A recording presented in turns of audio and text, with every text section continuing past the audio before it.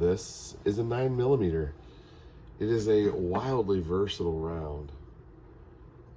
It's compact, more compact than a .45, and thusly you can carry more of them in your firearm.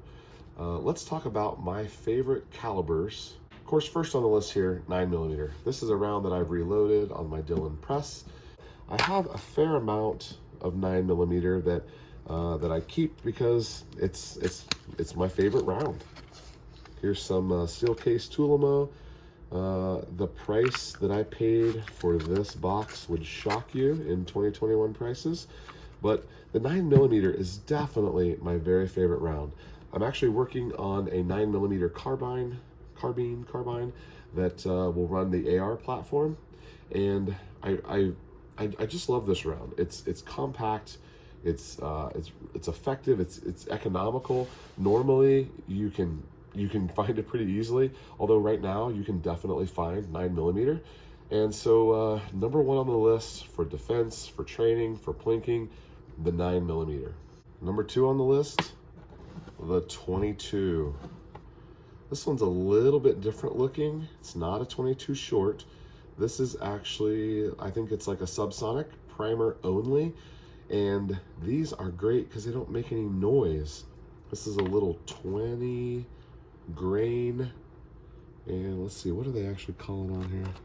So you can see right here, without gunpowder, so it's just the primer, and it sends those little bullets pretty hard. If you're hitting steel with them, it'll definitely still ring them. Those are great for the kids to shoot, but obviously here's some stangers.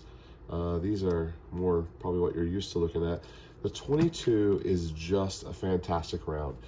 Don't sleep on the 22 for self-defense purposes. If this is what you had to defend yourself with, well, maybe not, maybe a full power one. You could definitely defend yourself with this 22. Is it anyone's first choice for defense? No, it is not.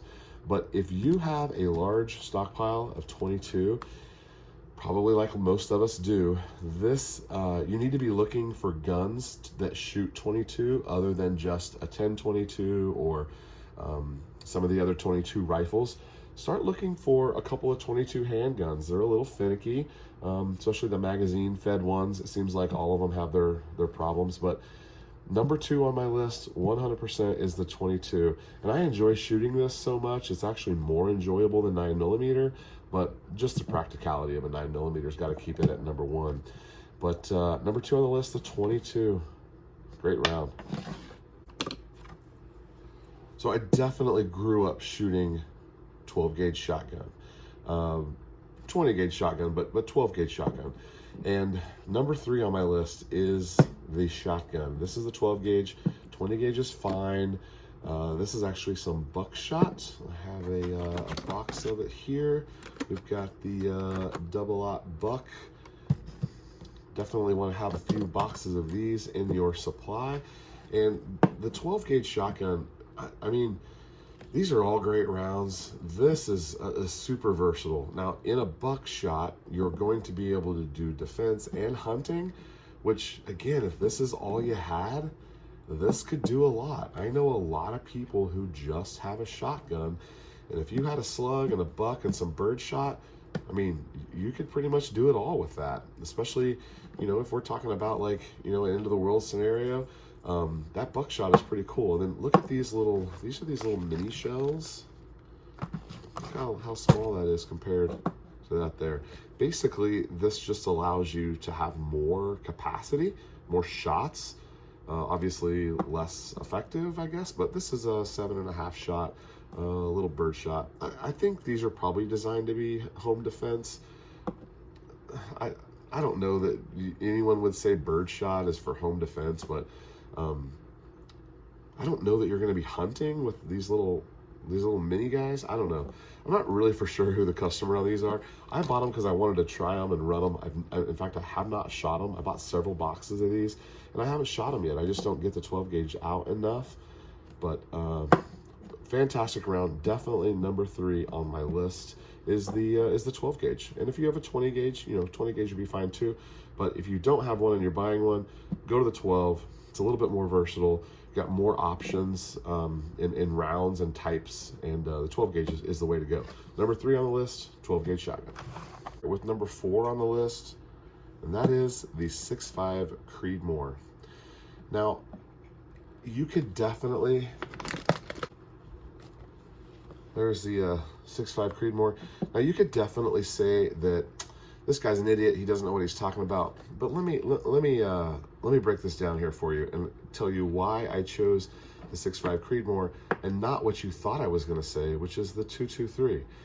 I love the 223. It is a great round. I think we all remember our first experience with this, and just like how like eye-opening, you know, that shooting this was.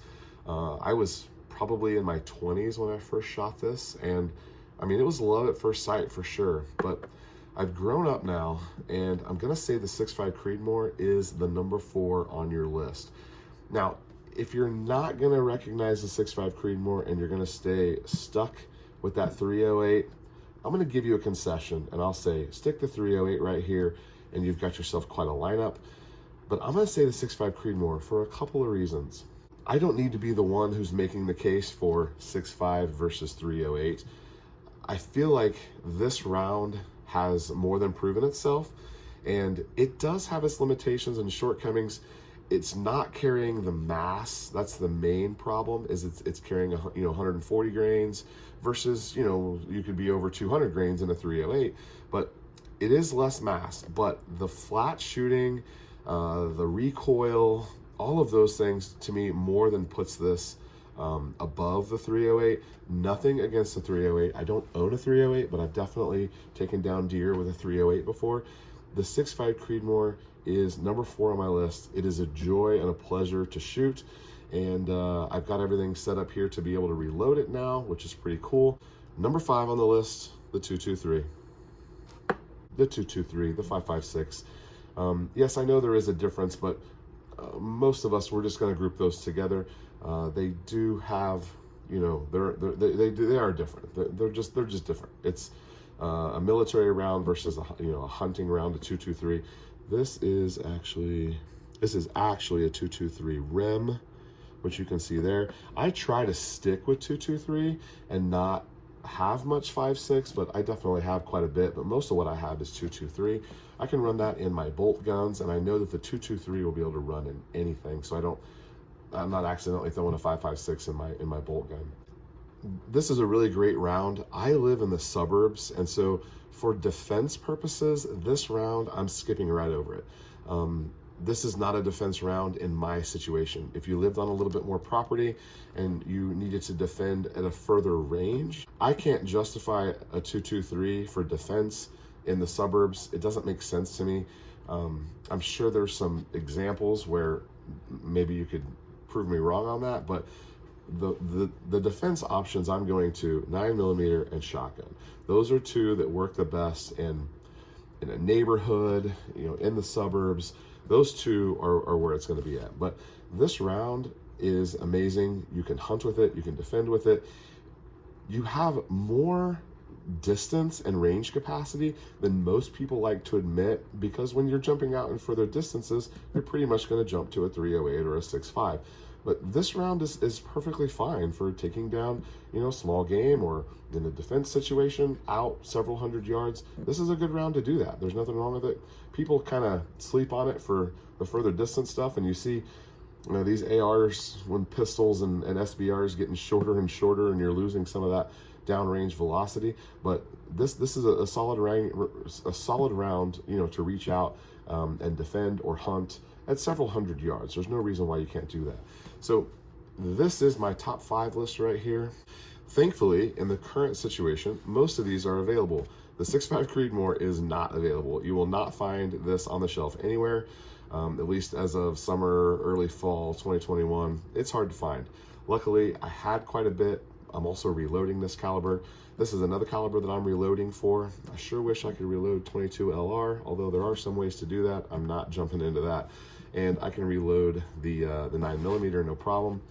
I have too many shotgun shells to even consider trying to reload shotgun. I also don't shoot a ton of shotgun. I'm not a bird hunter, and it's just not, it's something that I just have that I don't really use much of, but it is set up and ready to go in defense. The 12 gauge and the 9mm are where it's at for those two things. Okay, so here's my brief little rundown on my favorite top 5 calibers. In my order here, this is my top 5. Let me know what you think. Tell me what I did wrong. I'll see you guys on the next video. Eagle Run 2-3. We'll see you next time.